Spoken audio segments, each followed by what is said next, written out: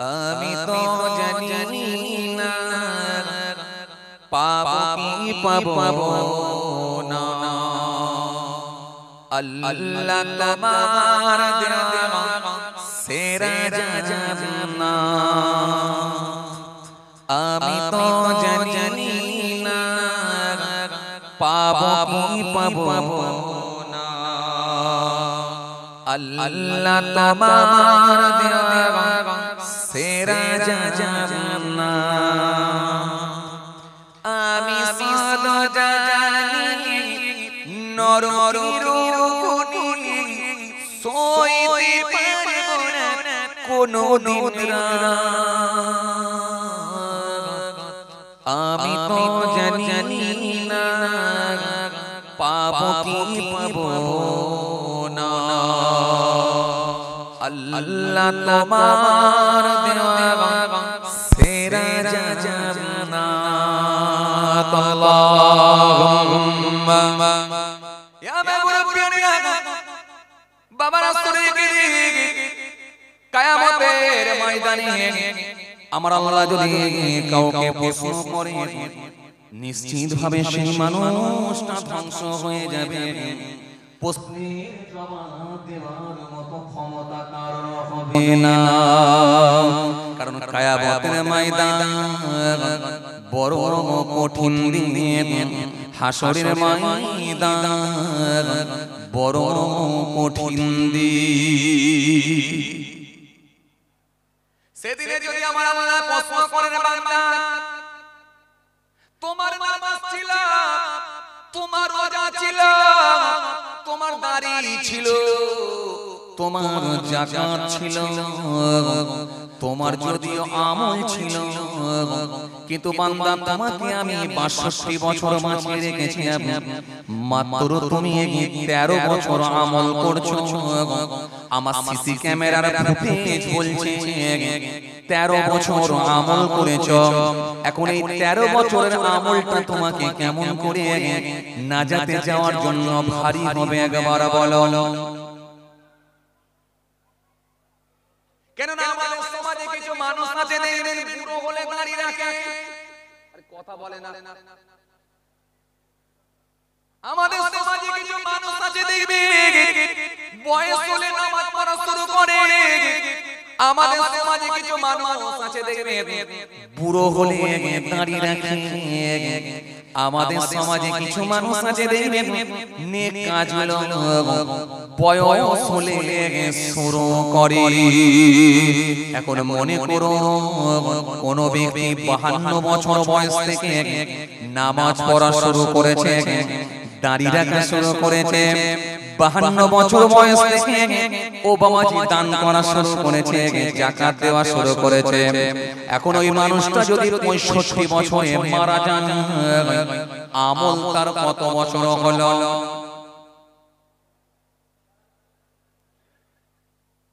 কথা কয় না। ১৮ বছর ১৩ বছর। এখন ১৩ বছরের আমলকে যদি একদিকে রাখা হয়, এখন যদি জিজ্ঞাসা করা হয় বান্দা নামাজ ফরজ কবে থেকে হয়েছিল? 12 বছর থেকে। বলো বলো কথা বলো। 12 বছর থেকে 12 বছর থেকে যদি ফরজ আমলগুলো করার নির্দেশ হয়, তাহলে একবার বলো ১২ থেকে নিয়ে ৫২ পর্যন্ত কত বছরের গুনার খাতা হলো? এখন ৪০ বছরের গুনার খাতা যদি একদিকে, ১৩ বছরের নেকির খাতা একদিকে, এখন বলেন তো ওজনে ভারী কোনটা হবে? এখন ওয়েট কোনটার বেশি হবে? গুনাহ না নেকি? এইবারে বলেন দাড়ি যারা রেখেছেন, নামাজ যারা পড়েছেন, টুপি যারা পড়ছেন, হাত তুলে বললেন জান্নাতে যাব। কথা কয় না, কথা বলে না। আরে বাবা এখনো দাড়ি কাটাকে ধরিনি, বেনামাজি এখনো ধরিনি, বেরোজাদার এখনো ধরিনি, পেচ্ছাপ করে মাঝে মাঝে পানি লাই, মাঝে মাঝে ছেড়ে দেয়, এখনো ধরিনি। এখন শুধু ভালো লোকগুলোকে ধরছি যারা দুনিয়ার হিসাবে ভালো। মানুষ যারা আমরা ভালো মানুষ হিসাবে জানি, এখন তাদেরকে নিয়ে আওয়াজ হচ্ছে, তারপরে তো ওদেরকে ধরবো। এইবারে 13 বছরের আমলকে যদি একদিকে রাখাই, 40 বছরে যদি কোনকে একদিকে রাখাই, ভারী করতে হবে 40। তাহলে 40 বছরের গোনার খাতা যদি ওজনে ভারী হয়ে যায়, তাহলে জান্নাতে যাওয়া কেমন করে সম্ভব হবে? একবার ভেবে বলুন তো দেখি তাই। তাহলে এই জন্য আপনাদের বলেছিলেন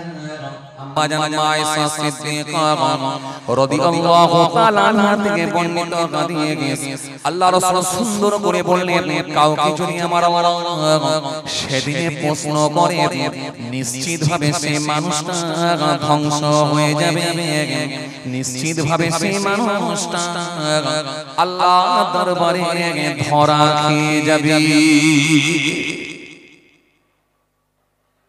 কেন? 40 বছরের গুনার খাতা আর 13 বছরের নেকির খাতা পাস করা কোনো সম্ভব নয়।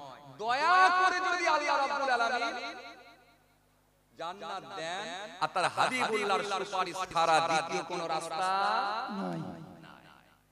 তাহলে আমরা যারা আসরের নামাজ পড়ে বুক চাপড়ে বলি আমি নামাজ পড়ে বেরোচ্ছি, মনে মনে করি, তাহলে এই নামাজ পড়ে বড়াই করার কিছু নাই। আমরা যারা রোজার মাসে রোজা রেখে ইফতার করছি আনন্দের সঙ্গে আর মনে মনে ভাবছি আমি রোজাদার, তাহলে বড়াই করার কিছু নাই। তাহলে আমাদের প্রত্যেকেরই স্মরণ একটাই রাখতে হবে, আল্লাহর দয়া আর তার হাবিবুল্লাহর সুপারিশ, এছাড়া দ্বিতীয় কোনো রাস্তা নাই। এইবারে আসেন আপনাদেরকে আমি আর একটা পয়েন্ট তুলি। কোরআন শরীফের মধ্যে আমার আল্লাহ জানালেন, ইয়া আইয়ুহাল্লাযীনা আমানু কু আনফুসাকুম ওয়া আহলিকুম নারা ওয়া কুতুহান নাস ওয়াল হিজারা। ইয়া আইয়ুহাল্লাযীনা আমানু, হে ঈমানদারগণ, কু আনফুসাকুম ওয়া আহলিকুম নারা, তুমি বাঁচো, তোমার পরিবার বর্গকে বাঁচাও জাহান থেকে।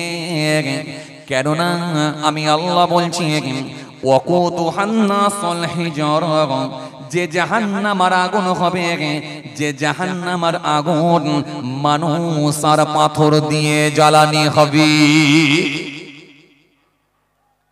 এইবার আপনারা বলেন, এই আয়াতের মধ্যে আল্লাহ কি বললেন? ও বান্দা, তুমি বাঁচো, তোমার পরিবার বর্গকে বাঁচাও। কোথা থেকে? জাহান্নামের আগুন থেকে। কিন্তু লিস্টে তো ধরা পড়ে গেল, আপনি মুখে দাঁড়ি রেখেছেন 52 বছর থেকে, আপনি নামাজ পড়া শুরু করেছেন 52 থেকে, আপনি রোজা রাখা শুরু করেছেন 52 থেকে, তাহলে আপনার পরিবারদেরকে বাঁচাবেন আর কেমন করি? কেন আপনারই ছেলে 35 বছর বয়স, সে এখনো পেচ্ছাপ করে পানি নেয় না, সে রাজনীতির সঙ্গে যুক্ত, হারাম খাদ্য ভক্ষণ করছে, কথা ঠিক কিনা? আপনার 35 বছরের ছেলেটা এক ওয়াক্ত নামাজ পড়ে না, আপনার বিবি বেপরদা হয়ে ঘুরে বেড়াচ্ছে, আপনার বৌমা মহিলা সমিতির হেড হয়েছে, আপনি কি ভাবছেন এই প্রশ্নটা আসবে না? এই কোশ্চেন কি হবে না? এই কথা কিছু বুঝতে পারছেন আপনারা? আমি কি বুঝাতে চেয়েছিলাম বলেন তো? নামাজ পড়ে দাঁড়িয়ে রেখে রোজা রেখে যারা আমরা মনে করছি জান্নাতে যাওয়ার রাস্তা ক্লিয়ার করেছি, জান্নাতে যাওয়াটা কতটা কঠিন আমি এটা বুঝাতে চাইছি। কেন বলেন তো? আমাদের ভেতরে একটা ধারণা তৈরি হয়ে আছে, মৌলভী সাহেব, বক্তা, হুজুররা সব সময় সহজ করে দিয়েছে, দিয়ে বলছে বাবু যা খুশি তাই করো, আল্লাহর কাছে মাফ চাইবে, আল্লাহ সব ক্ষমা করে দেবে। এই যে মগজে ঢুকে গেছে, এই জন্য কিছু ছেলে আছে, যদি 25 বছরের ছেলেকে বলা হয় নামাজটা পড় না রে বাবু, এক্ষুনি কথা বলছেন না কেন?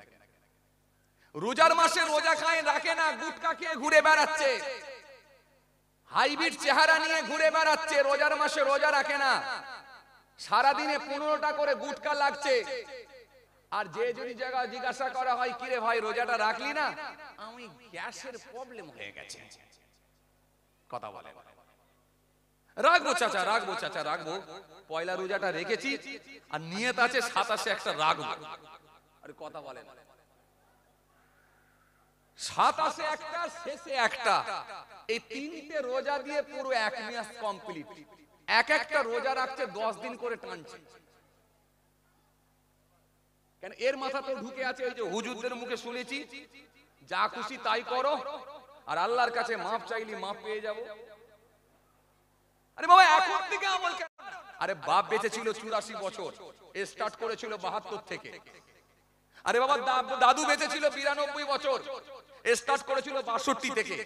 আমি নিশ্চয়ই বাঁচবো 88 বছর, শুরু করব না হলে 73 থেকে। তো অসুবিধে কি আছে? এই তো সবে 25। এই যে মাথায় ঢুকে আছে, যার কারণে নামাজের খাতায় নাম নাই, রোজার খাতায় নাম নাই, যাকাতের খাতায় নাম নাই, তো আপনার কি বলে দানের খাতায় নাম নাই, কোন জায়গায় নাম নাই। যদিও খুঁজে খুঁজে খুঁজে খুঁজে বেরোচ্ছে, সবে বরাতে রাত ছাড়া মসজিদে ঢোকে না, আর জুম্মার দিনে গেলেও 2 রাকাতের বেশি পড়ে না। তাহিয়াতুল ওযু ভয়ে জুজু, দখলাল মসজিদ পড়বো না পড়বো না পড়বো না, যা করছি আমি ঠিক। কাবলাল জুম্মা গায়ে দিয়েছি নতুন জামা, কে করেছে মানা নেই আমার জানা। কাবলাল জুম্মা গায়ে দিয়েছি নতুন জামা, বাদাল জুম্মা আমার দ্বারাই হবে না।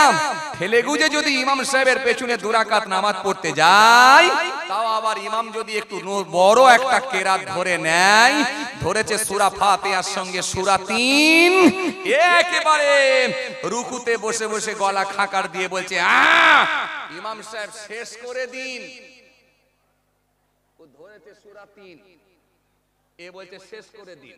তার মানে সালাম ফিরাতে দেরি করছেন কেন? শেষ করে দিন। এত দেরি কেন? কেন এরও মাথায় ঢুকে আছে আরে বাবা এখন তো আর মরছি না, মরবো তো নিশ্চয় 84 বছর বয়সে। বুড়ো বয়সে আমার দাদু করেছে, বাপ করেছে, আমি করে নেবো, করে নিয়ে বেরিয়ে যাবো। আমি আপনাদেরকে এটাই বোঝাতে চাইছি, নামাজ রোজা দাড়ি টুপি করে জান্নাত পাওয়া কঠিন। আর যদি ইচ্ছাকৃতভাবে ছেড়ে দেন, মনে মনে ভাবছেন জান্নাত পেয়ে যাবো, মাপ পেয়ে যাবো, খুব সহজ ব্যাপার নাকি? চলুন আপনাদেরকে আমি একটা কথা বলি।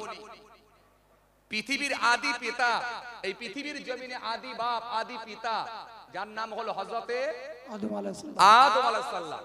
এই আদম আসলাম হলেন আদি বাপ আদি পিতা, আদি পিতা। এই আদি বাপ আদি পিতাকে আমার আল্লাহ যখন বানালেন, বানানোর পরে আমার আল্লাহ বেহেশতে থাকার সুযোগ করে দিলেন। আমার আল্লাহ পাক আদম আসলামকে বেহেশতে ঢোকালেন, বেহেশতে দিয়ে আমার আল্লাহ, খুব ভালো করে শুনেন, হযরত আদম আসলামকে বেহেশতে প্রবেশ করার অনুমতি দিলেন। আদম আসলাম বেহেশতে গেলেন। আদম আসলাম বেহেশতের মধ্যে গিয়ে একা একা অসুবিধা ফিল করছেন, বড্ড বোরিং হচ্ছে, বড্ড কষ্ট হচ্ছে, বড্ড কষ্ট অনুভূতি হচ্ছে। হযরত আদম আসলাম যেন আর সহ্য করতে পারছেন না, ভালো লাগছে না, মনটা ভালো লাগছে না। হযরত আদম আসলামকে আমার আল্লাহ বলে, আদম তুমি বড্ড অসুবিধা ফিল করছো, চিন্তা করো না, টেনশন নিও না আদম, তোমার জন্য আমি আল্লাহ তোমার একটা বিবি বানাবো, অর্থাৎ তোমার একটা আহলিয়া, তোমার একটা স্ত্রী, যার নাম হবে হযরতে হাওয়া আলাইহিস সালাম। এই হাওয়া আসলামকে আমার আল্লাহ বানালেন, বিবাহ দেয়া হলো, আদম আসলামের সঙ্গে হাওয়া আসলামের বিবাহ হলো। আমার আল্লাহ জান্নাতে দুজনকে থাকার অনুমতি দিলেন। আমি সংক্ষেপে বলি, আদম আসলামকে আল্লাহ সেই সময় একটা কথা বলেছেন, আদম এই জান্নাতের ভিতরে থাকো, কিন্তু ওই গাছের নিচে যাবে না, ওই ফলটা আরে ও কথা বলে না, ওই ফলটা খাবে না, আর ওই গাছের নিচে যাবে না। কোন গাছ? ফল। এই ওয়াজ আপনাদের জানা আছে, আমি লম্বা ওয়াজ করব না, শুধু কাজ দিয়ে বেরোচ্ছি, খুব ভালো করে বুঝবেন। আমি একটা ওয়াজের পয়েন্ট তৈরি করেছি, টপিকের উপরে কিছু আলোচনা করব আপনাদের সাথে, খুব ভালো করে শুনেন। কিন্তু আদম আসলামকে আমার আল্লাহ সেদিনে বললেন ওই গাছের নিচে যাবে না, ওই ফলটা খাবে না। কিন্তু ইবলিস শয়তান চরম শত্রু হয়ে দাঁড়িয়েছিল কার? আদম আসলামের।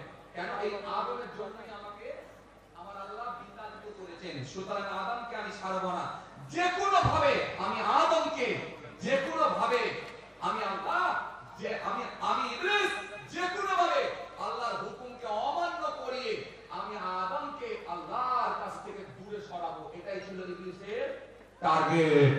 সেই দিনে কিন্তু মনে রাখবেন ভাইরা আমার, খুব ভালো করে চেষ্টা করবেন। এই ইবলিস শয়তান আদম আসলামের শত্রু হয়ে দাঁড়িয়েছিল। এই জন্য আল্লাহ রাব্বুল আলামিন কোরআনে কারীমের মধ্যে বলেছেন ওয়ালা তাত্তাবিউ খুতুওয়াতিশ শাইতান ইন্নাহু লাকুম মুবিন।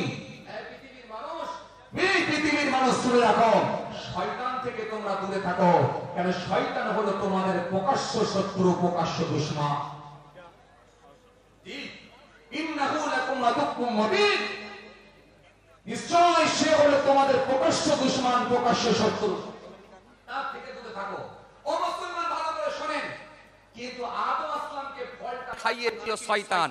ছলে বলে কলে কৌশলে যে কোনো ভাবেই হোক হাওয়া আসলামকে কন্ট্রোল করে আদম আসলামকে ফল খাইয়ে দিয়েছিল। ফলটা খাওয়ানোর পরে কি ঘটনা ঘটেছিল একটু বলেন আপনারা, একটু বলেন কি ঘটনা ঘটেছিল।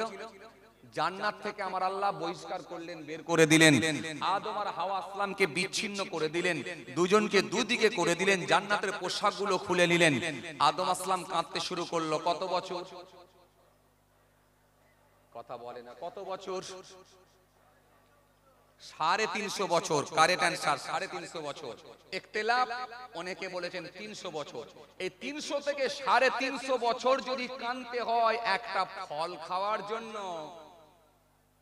আরে কথা বলে না কেন? 300 থেকে 350 বছর কাঁদতে হলো একটা ফল খাওয়ার জন্য। তাহলে কে আপনাকে বললো যে আইন খুব সহজ, যা খুশি তাই করবে, বুড়ো বয়সে মাপ পাবে? আমার কথা মনে আপনারা বুঝতে পারছেন না? বুঝতে পারছেন?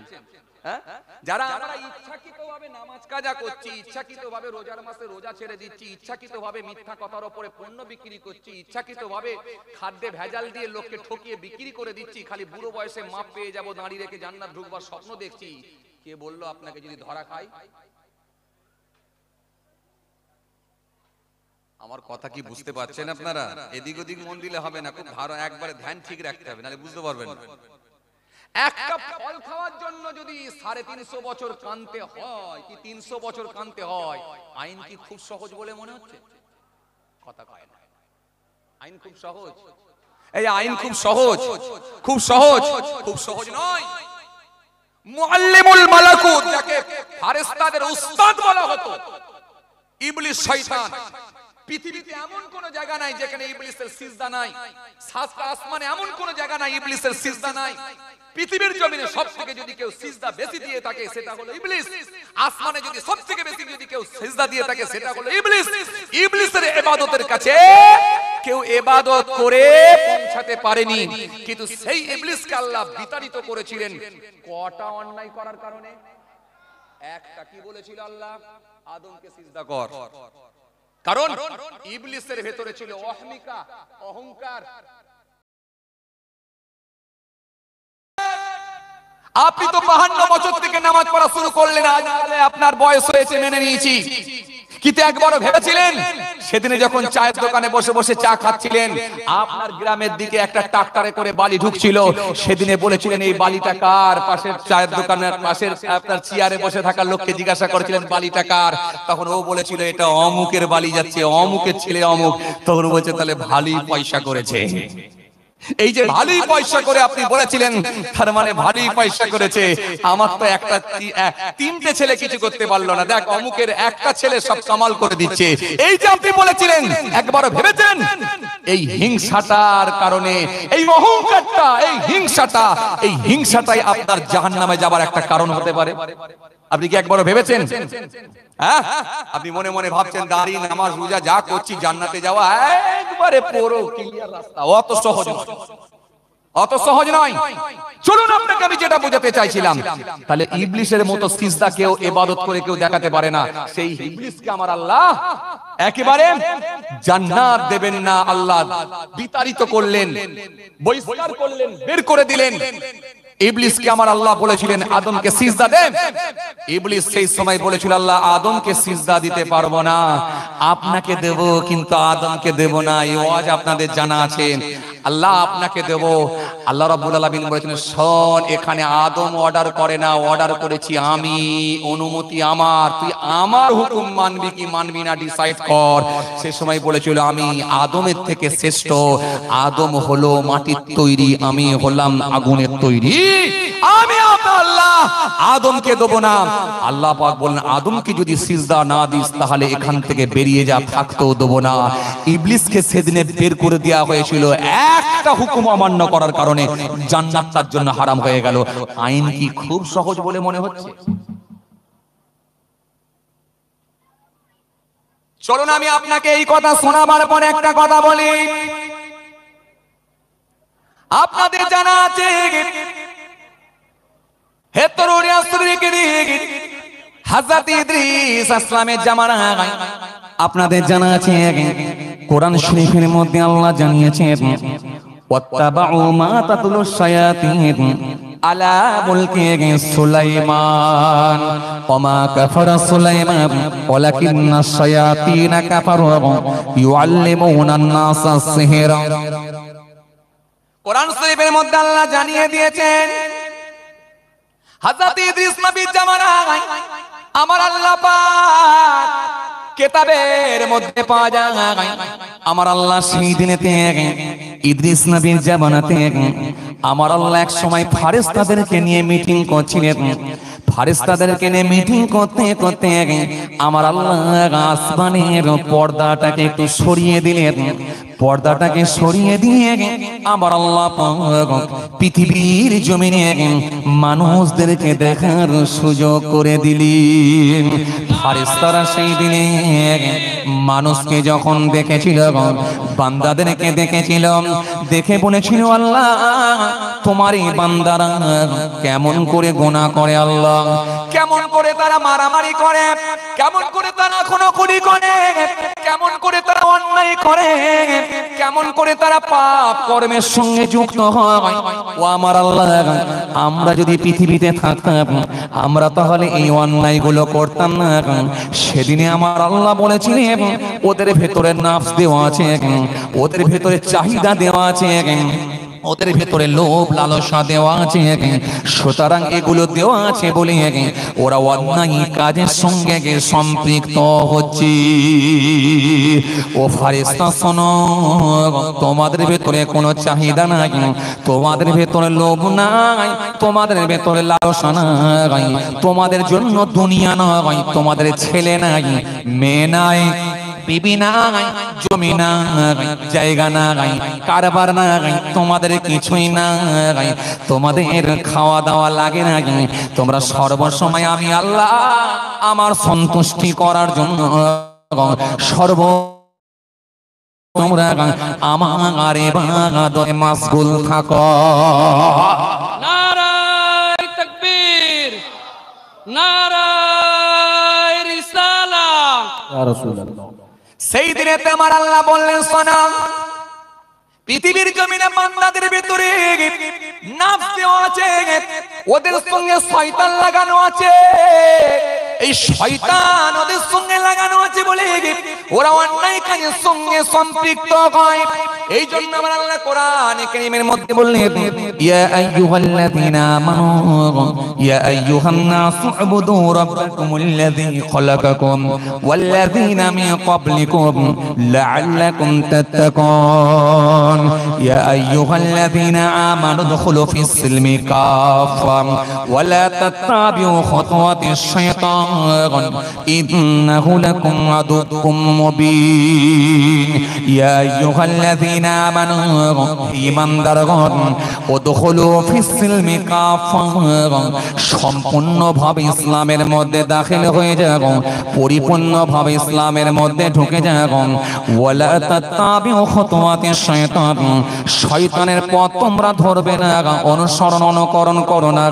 কেন আমি আল্লাহ বলছি ইন্নাহু লাকুম আদুউম মুবিন, নিশ্চয় সে হলো তোমাদের প্রকাশ্য শত্রু, প্রকাশ্য দুশমন।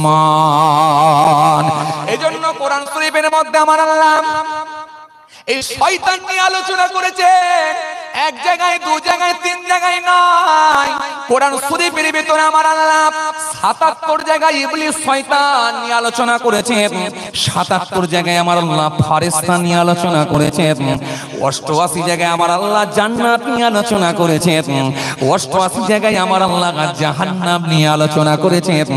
আমার আল্লাহ 115 জায়গায় পৃথিবীর বর্ণনা দিয়েছেন, 115 জায়গায় আখিরাতের বর্ণনা দিয়েছেন, 13 জায়গায় দরিদ্রতা নিয়ে আলোচনা করেছেন, সচ্ছলতা নিয়ে 26 জায়গায় আলোচনা করেছেন, 115 জায়গায় পৃথিবীর বর্ণনা দিয়েছেন, 115 জায়গায় আখিরাতের বর্ণনা দিয়েছেন, 88 জায়গায় জান্নাতের বর্ণনা দিয়েছেন, 88 জায়গায় জাহান্নামের বর্ণনা দিয়েছেন।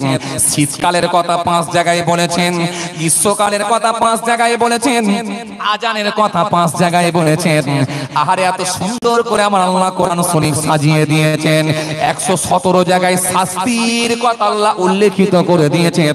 আর আমার আল্লাহ সুন্দর করে তার বান্দা বান্দীদেরকে ভালোবেসে 234 জায়গায় ক্ষমার কথা আল্লাহ ঘোষণা দিয়েছেন।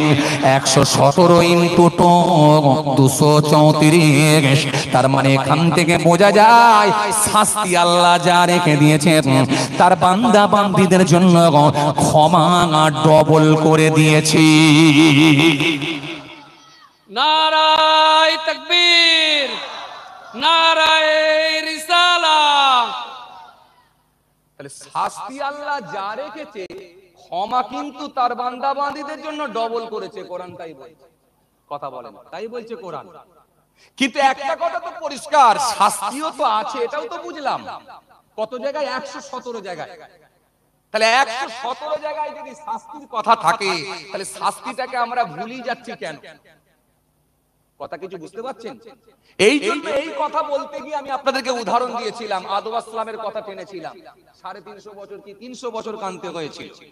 ইবলিস শয়তানকে আল্লাহ জান্নাত থেকে বিতাড়িত করলেন। এইবার আপনাদেরকে আমি আরেকটা উদাহরণ টেনে নিয়ে আসছিলাম কোরআন শরীফ থেকে একেবারে সুন্দর করে বোঝানোর জন্য। কি?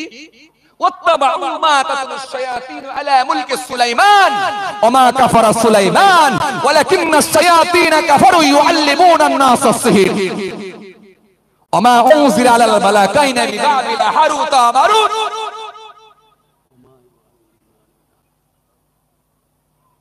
খুব ভালো করে বুঝবেন, ঠান্ডা বেরেনে বোঝার চেষ্টা করবেন শাস্তি কেমন এটা বুঝাচ্ছিলাম। এরপরে আলোচনা অন্যদিকে যখন পেছনে আর ফিরে আসবো তখন আবার ক্লিয়ার হবে, বুঝতে পারবেন। কি বলছিলাম? ইদ্রিস আসলামের জামানায় মনে আছে আপনাদের, আল্লাহ রাব্বুল আলামিন আকাশের পর্দা সরিয়ে দিয়েছিলেন, দিয়ে পৃথিবী দেখার সুযোগ করে দিয়েছিলেন। কাদেরকে? ফেরেশতাদেরকে। এই কথাই বলতে বলতে ছেড়ে এসেছিলাম, খুব ভালো করে শুনবেন। ফেরেশতারা যখন পৃথিবীর জমিন দেখলো, দেখে মানুষের অন্যায় অত্যাচার অবিচার, মেরে নেওয়া কেড়ে নেওয়া, হিংসা খুনোখুনি রাহাজারি সব যখন দেখলো, দেখে আল্লাহ পাককে বলে, আল্লাহ এরা এত অন্যায় করে কেন? আল্লাহ সেই সময় বলেন, ওদের ভেতরে নাফস দেওয়া আছে, ওদের সঙ্গে ইবলিস লাগানো আছে, তাই ওদের মধ্যে লোভ লালসা চাহিদা ইত্যাদি ইত্যাদি বেড়ে যাওয়ার কারণেই তারা অন্যায় কাজের সঙ্গে সম্পৃক্ত হচ্ছে। তোমাদের মধ্যে যদি দোয়া থাকতো না তোমরাও করতে। কেন? তোমাদের মধ্যে আমি আল্লাহ সেই জিনিসগুলো দিই না। তোমাদের ছেলে নাই, মেয়ে নাই, জামাই নাই, বউ নাই, বিবি নাই, কারবার নাই, ব্যবসা নাই, কিচ্ছু নাই। তোমাদের কাজ একটাই কাজ, সেটা হলো সর্বসময় আমার নামে তাসবিহ পড়ে আমি আল্লাহকে খুশি করা। জোরে বলবেন না সুবহানাল্লাহ? সুবহানাল্লাহ। সুবহানাল্লাহ বলবেন কি না বলবেন সেটা আপনাদের ব্যাপার। আমি আপনাদেরকে বারবার চাপ দেব না, কারণ বারবার চাপ দিতেও আমি পছন্দ করি না। পশ্চিমবাংলার জমিনও মাঝে মাঝে মনে পড়লে বলি। আর আমি লোককে বাইরে থেকে বারবার ডাকিও না। কেন? আপনি 12 বছর বয়স শোনার পরে নিজে থেকে ডিসাইড করবেন জলসার মাজলিসে বসা উত্তম নাকি না বাইরে ঘোরাঘুরি করা উত্তম। যদি মনে হয় জলসাকে কেন্দ্র করে এসে বাইরে ঘোরাঘুরি করায়, সারাক্ষণ ধরে বাইরে ঘুরে ঘুরে সময়টা নষ্ট করে দিয়ে বাড়ি চলে যাবো তাবারুক নিয়ে, ওটাই উত্তম, তাহলে তাই করবেন। আর যদি মনে হয় যে না এই জলসার মাহফিলে বসে কিছু সওয়াবের হকদার হওয়া দরকার, তাহলে আপনি এসে বসবেন। কেন? আপনি 14 বছর ওয়াজ শুনে আপনাকে আবার এখন আমাকে কেন ডাকতে হবে? সুবহানাল্লাহ সুবহানাল্লাহ বলো, জোরে বলো, জোরে বলো, জোরে বলো। আমি আপনাকে কেন বলবো সুবহানাল্লাহ বলো, জোরে বলো? আপনি 14 বছর ওয়াজ শোনার পরে যদি মনে হয় যে এই জায়গায় সুবহানাল্লাহ দেওয়া দরকার আছে, দেবেন। যদি মনে হয় যে না এই জায়গায় দেওয়া দরকার নাই, তো দেবেন না। কারণ এটা তো আপনি নিজের সিদ্ধান্ত নেবেন, আপনার এই জায়গায় সুবহানাল্লাহ দেওয়া দরকার ছিল কি ছিল না। কারণ সুবহানাল্লাহ এটা কোনো খারাপ কথা না, এটা একটা আল্লাহর নামের তাসবিহ। সুবহানাল্লাহ, আল্লাহু আকবার, আলহামদুলিল্লাহ, লা ইলাহা ইল্লাল্লাহ, আল্লাহু আকবার, আলহামদুলিল্লাহ, সুবহানাল্লাহ।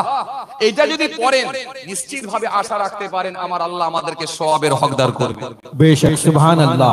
আপনারা যদি দরুদ শরীফ পড়েন, আমি আপনাদেরকে বলতে পারবো না, আপনারা যদি মহব্বতের সঙ্গে পড়েন নিশ্চিতভাবে সওয়াবের হকদার হবেন। কেন? রাসূল করিম সাল্লাল্লাহু আলাইহি ওয়াসাল্লাম জানিয়ে দিয়েছেন, কি বলেছেন? রাসূল সুন্দর করে বললেন, মান সাল্লা আলাইয়া ওয়াহিদাতান সাল্লাল্লাহু আলাইহি আশারা, যে ব্যক্তি আমার উপরে একবার দরুদ শরীফ পড়ে আমার আল্লাহ তার উপরে 10টা করুণা 10টা রহমত বর্ষণ করে থাকে। সুবহানাল্লাহ। রাসূল করিম সাল্লাল্লাহু আলাইহি ওয়াসাল্লাম বললেন, ইন্নী লাকিতু জিবরিলা ফাবাশশারনি ফাকালা ক্বালাল্লাহু তাআলা মান সাল্লা আলাইকা সাল্লাইতু আলাইহি ওয়া মান সাল্লামা আলাইকা সাল্লামতু আলাইহি ফাসাজাদতু লিল্লাহি শুকরা। আল্লাহ নবী বলে, এই সাহাবীরা শোনো, জিবরাইল ফেরেশতা এসে আমাকে খুশির সংবাদ দিয়েছে। সাহাবীরা বলে, কি খুশির সংবাদ? আল্লাহ নবী বললেন, যে ব্যক্তি আমার উপরে একবার দরুদ শরীফ পড়ে আমার আল্লাহ তার উপরে রহমত বর্ষণ করে। সুবহানাল্লাহ। যে ব্যক্তি আমার উপরে একবার সালাম পাঠ করে আমার আল্লাহ তার উপরে সালাম প্রেরণ করেন। নবী বলছে, এটা শোনার সাথে সাথে আমি রাসূল থাকতে পারি না, ফাসাজাদতু লিল্লাহি শুকরা, আমি শুকরিয়ায় আল্লাহর দরবারে সিজদায় পড়ে গেলাম। সুবহানাল্লাহ। চলেন আলোচনায় ফিরে আসি। এখন আলোচনা চলছিল কারের, মনে রাখবেন সেই প্রথমের দিকে ফিরে যাচ্ছি। জান্নাতে যাব বলে সবাই হাত তুলেছিলাম, মনে আছে আপনাদের? মনে আছে? আর এখান থেকে আমি একটা সাবজেক্ট তৈরি করেছিলাম, সেটা কি? সবাই তো হাত তুলেছি, যারা নামাজি তারাও তুলেছে, বেনামাজি তারাও তুলেছে, দাড়ি কাটা তারাও তুলেছে, দাড়ি যারা রাখে না তারাও তুলেছে, দাড়িওয়ালা তারাও তুলেছে, রোজাদার তারাও তুলেছে, বেরোজাদার তারাও তুলেছে। এক কথায় আমল যারা করে তারাও তুলেছে, যারা আমল করে না তারাও তুলেছে। সবার ইচ্ছা হাত তুলেছে, কিন্তু যারা আমল করে আগে তাদেরকে নিয়ে শুরু করেছি। জান্নাতে যাওয়াটা কত কঠিন একবার দেখেন। এই আলোচনা করছিলাম, এই আলোচনা করতে গিয়ে কি বলেছিলাম? আদম আসলামকে 350 বছর কাঁদতে হলো, ইবলিসকে বিতাড়িত করা হলো। এই কথা বলতে গিয়ে কোরআন শরীফ থেকে আয়াত পড়েছিলাম। বাবিল বলে শহর, যে শহরে হযরত ইদ্রিস আসলামের ঘটনা, ইদ্রিস আসলামের জামানায় আমি আপনাদের সামনে তুলে ধরেছিলাম। আসমান থেকে আমার আল্লাহ পৃথিবী দেখার সুযোগ করেছিল ফেরেশতাদেরকে। এই মনে আছে আপনাদের? যেখান থেকে আলোচনা ছেড়ে এলাম, মনে আছে আপনাদের? এই যে ফেরেশতারা, খুব ভালো করে শুনেন, এই যে ফেরেশতারা দেখে বলল, আল্লাহ এরা অন্যায় করে কেন? আল্লাহ বলে, ওদের মধ্যে নফস দেওয়া আছে, ওদের মধ্যে চাহিদা দেওয়া আছে, তাই ওরা অন্যায় কাজের সঙ্গে যুক্ত হয়। তোমরা করলে তোমরাও যদি, তোমাদেরকেও যদি দিতাম তো তোমরাও করতে। ফেরেশতারা বলে, আল্লাহ এটা আমরা করতাম না, আমরা করতাম না। আল্লাহ বলছে তোমরা করতে। আল্লাহ আপনি যদি বলেন যে তোমরা করতে, আমরা তো আর কিছু বলতে পারি না, এটা আমাদের চরম বিয়াদবি হয়ে যাবে, আমরা ধ্বংস হয়ে যাব। তবে আমাদের মনে হয় আমরা কিন্তু করতাম না। আল্লাহ বলে, তাই যদি হয় তোমাদের ভেতর থেকে তোমরা দুইজন ফেরেশতাকে নির্বাচন করো, বের করো, আমি তাদেরকে পৃথিবীতে পাঠাবো, তাদেরকে আমি পৃথিবীতে পাঠাবো, ওদের মধ্যে নফস দিয়ে দেবো, ওদের মধ্যে চাহিদা দিয়ে দেবো, ওদের সঙ্গে ইবলিস লাগাবো, সব কিছু ওদের ভেতরে দেবো। সারাদিন মানুষের সঙ্গে মিশে গিয়ে মানব আকৃতি তাদের মধ্যে দিয়ে দেব। মানুষের সঙ্গে মিশে গিয়ে সারাদিন মানুষের সঙ্গে কর্মের সঙ্গে যুক্ত থাকবে। আর সন্ধ্যার সময় আমি আল্লাহ তাদেরকে দোয়া একটা জানিয়ে দেব, এই দোয়া পড়ে তার আসমানে চলে আসবে। কিছু কথা বুঝতে পারছেন আপনারা? বুঝতে পারছেন? চলো। বিবাবিলা হারুত মারুত, ফেরেশতাদের ভেতর থেকে তখন দুইজন ফেরেশতাকে তারা ঠিক করেছিল, একজনের নাম হারুত আর একজনের নাম মারুত। কিছু কথা বুঝতে পারছেন? আল্লাহ আমরা বেছে নিয়েছি দুজন ফেরেশতা, এই হারুত আর মারুত। আল্লাহ এরা যাক, এরা গিয়ে পৃথিবীতে থাকুক, যাক এরা, আমরা বের করে নিয়েছি খুঁজে, এরাই যাক। হে তরুণিয়া নওজোয়ান জামাকেরা, ইয়া মে মুরব্বিয়ানেরা, বাবারা সুরিকে দিকে কিতাবের মধ্যে পাওয়া যায় হারুত আর মারুত ফেরেশতা দুজনাই পৃথিবীর জমিনে চলে এলেন। সন্ধ্যার সময় আসমানে উড়ে চলে যাচ্ছেন। এইভাবে দিনের পর দিন কেটে যায়, কিন্তু তাদের মধ্যে নম্রতা, ভদ্রতা, বিচক্ষণতা সাধারণ মানুষের থেকে অনেক বেশি। কারণ একটা, তারা আল্লাহকে দেখেছে। সুবহানাল্লাহ। নারে তাকবীর, নারে রিসালাত। পৃথিবীর জমিনে আছেন, সন্ধ্যার সময় উড়ে চলে যান, এইভাবে দিনের পর দিন যান, কিন্তু সাধারণ মানুষদের সঙ্গে মিশে গিয়ে তাদের নম্রতা, ভদ্রতা, বিচক্ষণতা, মার্জিত ভাষায় কথা, সুন্দর আদর্শ দেখে সাধারণ মানুষগুলো অবাক হয়ে গেল। সেই সময় আপনাদের জানা আছে, ও বাবাজি শোনেন, বাবেল শহরে যিনি বাদশা ছিলেন, তিনি বললেন, আমি আমার বাদশাহী চালানোর ক্ষেত্রে এই দুজন ব্যক্তিকে আমি এই বাদশাহী আমার দরবারে আমি বিচারক বানিয়ে দেব। সাধারণ মানুষের জন্য বিচারের কার্য, বিচারের কাজটা এই সৎ ব্যক্তিদের জন্য দিয়ে দিলাম, যাতে করে মানুষ নিরপেক্ষ বিচার পায়, যাতে করে মানুষ সঠিক বিচার পায়। সঠিক বিচার পাওয়ার জন্য সৎ ব্যক্তিদেরকে আমি দায়িত্ব দিয়ে দিলাম। বাবেল শহরের বাদশাহ ওই দুইজন ফেরেশতাকে দায়িত্ব দিয়েছিলেন বিচারের দায়িত্ব। সুবহানাল্লাহ। বিচারের দায়িত্ব দেয়া হলো। কথা কিছু বুঝছেন? আদালত, ফয়সালা, বিচার। জি, কোরআন শরীফের মধ্যে আল্লাহ রাব্বুল আলামিন বলেছেন, ইন্নাল্লাহ ইয়া'মুরুকুম আন তু'আদ্দুল আমানাতি ইলা আহলিহা ওয়া ইযা হাকামতুম বাইনান নাস আন তাহকুমু বিল আদল ইন্নাল্লাহ নি'মা ইয়া'iযুকুম বিহি ইন্নাল্লাহ কানা সামিয়াম বাসীরা। এই পৃথিবীর মানুষ শুনে রেখে দাও, পৃথিবীর জমিনে যখন তোমরা বিচার করবে, ন্যায় বিচার করবে, পাওনাদারের মালটা দিয়ে দেবে, খবরদার অন্যায় ভাবে যেন বিচার করো না। কেন? মনে রেখো, ইন্নাল্লাহ কানা সামিয়াম বাসীরা, নিশ্চয় আমি আল্লাহ সমস্ত কিছু শুনি এবং দেখি। ভাইরা আমার, বন্ধুরা আমার, সাথী মহব্বতের ভাইরা, বিচার সম্পর্কে একাধিক কোরআনের আয়াত এসেছে, একাধিক হাদিস এসেছে। আমি অত ডিটেইলসে গেলে আপনাদেরকে একদম মূল পয়েন্ট যেটা রেখে ওয়াজ আজকে শুরু করেছিলাম সেটা ক্লিয়ার করতে পারবো না। আসেন আমি আপনাদেরকে এবারে বলি, তাহলে বিচারের দায়িত্ব দেওয়া হলো কাদেরকে? সৎ ব্যক্তি হিসাবে ফেরেশতাদেরকে। কথা কিছু বুঝলেন? কিন্তু ফেরেশতাদের ভিতরে কি দেওয়া হলো? নাফস। মনে আছে আপনাদের? এরা মনে হয় কথা বুঝছে না আমার। কেন? সেই আল্লাহর সঙ্গে কথা হয়েছিল, মনে আছে যে তোমরাও পৃথিবীতে গেলে অন্যায় করবে। কেন? ওদের মধ্যে নাফস দেওয়া আছে তাই অন্যায় করছে, শয়তান লাগানো আছে তাই অন্যায় করছে, ওদের মধ্যে চাহিদা আছে, লোভ আছে, লালসা আছে, দুনিয়া ওদের হাবুডুবু খাচ্ছে তাই ওরা অন্যায় করছে।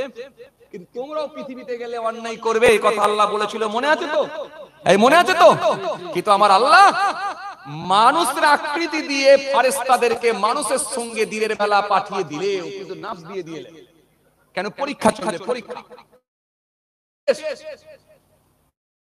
ফেরেশতাদের ভিতরে দেয়া হলো নাফস, ফেরেশতাদের ভিতরে দেয়া হলো চাহিদা। পৃথিবীর জন্য যখন মানুষের আকৃতি ধারণ করে বিচারের কাজে, বিচারের কার্যালয়ে যখন তারা নিযুক্ত হয়ে গেলেন, কিন্তু তাদের মধ্যে দেয়া হলো নাফস, তাদের মধ্যে দেয়া হলো দুনিয়ার লোভ, দুনিয়ার চাহিদা। দিন যায় ভালো, রাত যায় ভালো, এভাবে বিচারের কাজ চালিয়ে যান। বহুদিন কেটে গেল বলো, কিন্তু কিতাবের মধ্যে পাওয়া যায় একদিন এক সুন্দরী মহিলা তার উপসী চেহারা নিয়ে ও বাবাজি আমার ভাইরা ওই দুজন ফারিস্তার কাছে এসে ন্যায় বিচার চাইতে এলেন। ও ফারিস্তা, ও আল্লাহর খাস বান্দা, শুনে রেখে দেন, আমার স্বামী আমাকে অত্যাচার করে, আমার স্বামী আমাকে নির্যাতন করে, আপনারা একটু ন্যায় বিচার করে দেন। যখন এই ন্যায় বিচার করার জন্য এলো, ফারিস্তাদেরকে দায়িত্ব দেওয়া হয়েছিল। কেন ফারিস্তারা মানুষের চেহারা, মানুষের আকৃতি ধারণ করে মানুষের সঙ্গে মিশে গিয়ে বিচারের মাপকাঠি নিয়েছিলেন। কিন্তু দুনিয়ার লোক, দুনিয়ার চাহিদা, দুনিয়ার ভালোবাসা, দুনিয়ার আকাঙ্ক্ষা এমন ভাবে ভিতরে দিয়ে দেয়া হলো, ওই মহিলার প্রতি তাদের ভালোবাসা জন্মে গেল, ওই মহিলার প্রতি তারা আকৃষ্ট হয়ে পড়ল, ওই মহিলার প্রতি, সুন্দরী মহিলার প্রতি প্রেমে পড়ে গেল। এইবার এখান থেকে শুরু হয়ে গেল। সুবহানাল্লাহ। কিছু বুঝতে পারছেন কথা? ওয়াজের পয়েন্ট কিন্তু মনে রাখবেন। আমি আপনাদেরকে বলতে বলতে ছেড়ে এসেছিলাম যে আইন আল্লাহর কত কড়া। একটা ফল খাওয়ার জন্য 350 বছর, ইখতিলাফ 300। জি, একটা হুকুম অমান্য করার জন্য ইবলিসকে বের করে দেয়া হলো। সেই কথা বলতে বলতে চলে আসছি, খুব ভালো করে বুঝে রাখবেন। এইবারে ফারিস্তারা যখন অন্যায় কাজের সঙ্গে জড়িয়ে যায়, এবার বিচারটা কেমন হয় শুনি। আইনটা কত কড়া দেখেনি? এই কথা শুনছেন? আইনটা কত কড়া দেখেনি? খুব ভালো করে শুনবেন, খুব ভালো করে শুনবেন। আলহামদুলিল্লাহ, অনেক মানুষ প্রথমে যখন আসছিলাম মনটা খারাপ হয়ে গেল, কি ব্যাপার বোম্বাই এলাম, এই লোকজন কি মোটি হবে না নাকি? তবে আমার এইটুকু বিশ্বাস ছিল যে ইনশাআল্লাহ আস্তে আস্তে রাত যত হবে লোকজন তত বাড়বে। কারণ আমি তো জানি আলহামদুলিল্লাহ আল্লাহ আমাকে এই বয়সে অনেক রাজ্যে নিয়ে গেলেন। এমন হয়ে যাচ্ছে যে মাসে 2টো করে বাইরে প্রোগ্রাম হয়ে যাচ্ছে।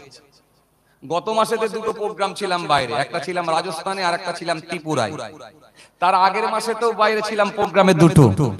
কথা বুঝতে পারছেন? তার আগের মাসেতেও বাইরে ছিলাম প্রোগ্রামে। জি, তার আগের মাসেতেও বাইরে ছিলাম প্রোগ্রামে। সেকেন্দ্রাবাদে ছিলাম আর আহমেদাবাদে ছিলাম। তার আগের মাসেতেও ছিলাম। কথা বুঝতে পারছেন? আবার আল্লাহ যদি নিয়ে যায় কদিন পরে ফের ইলাহাবাদে প্রোগ্রাম। তো এই যে ব্যাপার, তো এরপরেও আবার অনেক প্রোগ্রাম ছেড়ে দিতে হয়। কথা বুঝতে পারছেন? সব তো আর নেওয়া সম্ভব হয় না, কারণ একটা পশ্চিম বাংলার জমিনে আমাদেরও খুব চাপ থাকে, আপনারা জানেন। আর মানুষকে কথা দিলে কথা রাখতে হয়, আর ওয়াদা ভঙ্গ করতে নাই। কারণ ওয়াদা ভঙ্গ করাটা এটা হলো মুনাফিকের আলামত। ক্বালা আয়াতুল মুনাফিকি সালাসা, ইযা হাদাসা কাযাবা ওয়া ইযা ওয়া'আদা আখলাফা ওয়া ইযা তুমিনা খান। আল্লাহ নবী বলেন মুনাফিকের আলামত হবে 3টা। একটা কি? ইযা হাদাসা কাযাবা, যখন সে কথা বলবে মিথ্যা বলবে। ওয়া ইযা ওয়া'আদা আখলাফা, ওয়াদা দিলে পূরণ করবে না। ওয়াদা দিলে আরে কথা বলে না, ওয়াদা দিলে পূরণ করবে না, ওয়াদা দিলে পূরণ করবে না। আমাদের পশ্চিম বাংলা তো অনেক চলে, এরকম চলে। আপনাদের এখানে বোম্বাইয়ে যদিও না চলে, অনেক পশ্চিম বাংলায় চলে। মুদিখানা দোকানে ধার খেয়ে পয়সা দিতে চায় না, খালি সোমবারে বলে সোমবার হয়ে গেল, মঙ্গলবার হয়ে গেল, বুধবার হয়ে গেল, বৃহস্পতিবার হয়ে গেল, পরের সোমবার চলে এলো, এখনো দোকানদার পয়সাই পেল না। এরকম ঘটনাও ঘটে। আরে কথা বলছেন না কেন? ওয়াদা দিলে পূরণ করে না। আমাদের পশ্চিম বাংলায় এগুলো চলে। আবার অনেক হুজুরও আছে ওয়াদা খেলাপ করে। কথা বুঝতে পারছেন না? অনেক হুজুরও আছে ওয়াদা খেলাপ করে। এক জায়গায় দাওয়াত নিয়ে আবার অন্য জায়গায় যদি 2000 টাকা বেশি দিয়ে দেয়, লোভ দেখিয়ে দেয়, তো হুজুর গাড়ি ঘুরিয়ে ওইদিকে পালায়, ওয়াদা দিলে পূরণ করে না। এগুলো ঘটে। আবার অনেক কমিটিও এরকম করে। কিরকম করে জানেন? জি, এক হুজুরকে 1 বছর আগে দাওয়াত করেছে, আর পাশের গ্রামে কেউ এসে একটা হিরিক দেখিয়ে দিয়েছে, দিয়ে বলে কমিটির ছেলেরা বলে এই হুজুর কি লাগবে, আগের হুজুরকে ক্যান্সেল কর। তো আগের হুজুরকে যখন ক্যান্সেল করছে তখন বলছে হুজুর বিরাট পানি হচ্ছে, আজকে জলসার হবে না। হুজুরকে ঘরে রেখে দিয়ে অন্য হুজুরকে চালিয়ে দিল, ওয়াদা দিয়ে পূরণ করলো না। এগুলো চলে। এগুলো ধর্মীয় জ্ঞান না থাকলে এগুলো হয়। তো চলেন, এই কথা বলতে গেলে আমার অনেক টাইম লেগে যায়। আসেন, নাহলে আমি আবার সাবজেক্ট কমপ্লিট করতে পারবো না। যে কথা বোঝাতে চাইছিলাম, তাহলে ওই সুন্দরী মহিলার প্রেমে পড়ে গেল কে? 2জন ফেরেশতা। কারণ তাদের মধ্যে দেওয়া ছিল নফস, তাদের মধ্যে দেওয়া ছিল চাহিদা, তাদের মধ্যে দেওয়া ছিল দুনিয়ার ভালোবাসা দেওয়া ছিল। ওই সুন্দরী মহিলার প্রেমে যখন পড়ে গেল, ওই সুন্দরী মহিলা সেই সময় বলেছিল, সুন্দরী মহিলা বলেছিল, এই পৃথিবীর জমিনে যদি এমন একটা পুরুষ মানুষকে পেতাম, আমাকে যদি একটু ভালোবাসা দিয়ে রাখতো, আমি তাহলে ধন্য হয়ে যেতাম। যখনই মুখটা ঘুরিয়ে এরকম কথা বলেছে, এরকম বলার পরে তিনি ওই ফেরেশতা দুইজন দুনিয়ার চাহিদায় মুগ্ধ হয়ে গিয়ে, দুনিয়ার চাহিদায় মেতে গিয়ে, দুনিয়ার প্রেমে পড়ে গিয়ে, ওই মহিলার প্রেমে পড়ে গিয়ে, তখন ওই ফেরেশতা দুইজন খুব প্রস্তাব দিয়েছিল। কিন্তু মনে রাখবেন বাবাজি আমার ভাইরা, তখন ওই মহিলা বলেছিলেন, তোমাদের প্রস্তাব গ্রহণ করতে রাজি, কিন্তু শর্ত হলো তিনটা। শর্ত কয়টা? তিনটা। শর্ত কয়টা? তিনটা। তিনটা। ফেরেশতা দুইজন সেই সময় বলেছিল, কি শর্ত বলো? যখন এই কথা বলা হয়েছিল, মহিলা সেই সময় বলেছিল, এক নাম্বার হলো আমার স্বামীকে হত্যা করতে হবে, এটা হলো নাম্বার ওয়ান। এক নাম্বার হলো আমার স্বামীকে হত্যা করতে হবে, এটা হলো নাম্বার ওয়ান। দ্বিতীয় নাম্বার হলো যদি ওটা না পারো, দ্বিতীয় নাম্বার হলো এই মূর্তি পূজা করতে হবে, এটা হলো 2 নাম্বার। এটা যদি না পারো, 3 নাম্বার হলো তোমাদেরকে সারা পান করতে হবে, মদ খেতে হবে। যদি এই তিনটের ভেতরে যদি একটা আমার কথা মেনে নিতে পারো, তাহলে তোমাদের প্রস্তাব আমি মেনে নিতে রাজি। ফেরেশতা দুইজন সেই সময় বলেছিল, শোনো শোনো শোনো শোনো শোনো শোনো, হত্যা করতে পারবো না, কতল করতে পারবো না। কেন? কতল হলো ইসলামে বড় ধরনের পাপ, এটা কিন্তু আমরা পারবো না। আর মূর্তির সামনে গিয়ে সিজদা দিতে পারবো না, কেন? সিজদা দেওয়াটাও হলো বড় পাপ, এটা আমার আল্লাহ মেনে নেবে না। কারণ কোরআনের মধ্যে আল্লাহ জানিয়েছেন, ইন্নাল্লাহা লা ইয়াগফিরু আন ইউশরাকা বিহি ওয়া ইয়াগফিরু মা দুনা যালিকা লিমান ইয়াশা ওয়া মা ইউশরিক বিল্লাহি ফাকাদ ইফতারা ইসমান আযীম। ইন্নাল্লাহা লা ইয়াগফিরু আন ইউশরাকা বিহি ওয়া ইয়াগফিরু মা দুনা যালিকা লিমান ইয়াশা ওয়া মা ইউশরিক বিল্লাহি ফাকাদ দাল্লা দালালান বাঈদ। কোরআন শরীফের মধ্যে আল্লাহ একাধিক আয়াত দিয়েছেন, নবী হাদিসের মধ্যে সুন্দর করে জানালেন, মান মাতা লা ইউশরিক বিল্লাহি শাইআন, মান মাতা লা ইউশরিক বিল্লাহি শাইআন দাখালাল জান্নাহ। মান মাতা লা ইউশরিক বিল্লাহি শাইআন দাখালাল জান্নাহ। শিরক যদি কেউ না করে মারা যায়, ঠিকানা তার জান্নাত হয়ে যাবে। আর মান মাতা ইউশরিক বিল্লাহি শাইআন দাখালান নার, শিরক যদি করে যদি কেউ মারা যায়, ঠিকানা তার জাহান্নাম হয়ে যাবে। কেন? আমি আল্লাহ শিরকের গুনাহ মাফ করব না, শিরকের ক্ষমা নাই। শিরক ছাড়া সব গুনাহকে আমি আল্লাহ মাফ করে দেব। বান্দা যদি আমার কাছে তওবা করে ফিরে আসে। কেন? ইন্নাল্লাহা লা ইউহিব্বুত তাওয়াবিনা, ইন্নাল্লাহা লা ইউহিব্বুত তাওয়াবিনা ওয়া ইউহিব্বুল মুতাতাহহিরিন। আমি আল্লাহ তওবাকারীদেরকে বড় ভালোবাসি, আর পবিত্রতা অর্জনকারীদেরকে বড় পছন্দ করি। ও বান্দা, গুনাহ করেছো বান্দা, ও বান্দা অপরাধ করেছো বান্দা, নিরাশ হয়ে যেও না। ও বান্দা ভেঙে পড়ো না, কি হবে। ও বান্দা শয়তানের পাল্লায় পড়ে করেছো। ও বান্দা তোমাদের ভেতরে নফস দেওয়া আছে বলে করেছো, কিন্তু বান্দা যখন সারেন্ডার হবে আমার কাছে ফিরে আসবে, আমি আল্লাহর কথা আছে, ওয়াদা আছে, তোমাদের গুনাহগুলোকে মাফ করে দিয়ে আমার দয়ার জান্নাত দিয়ে দেব।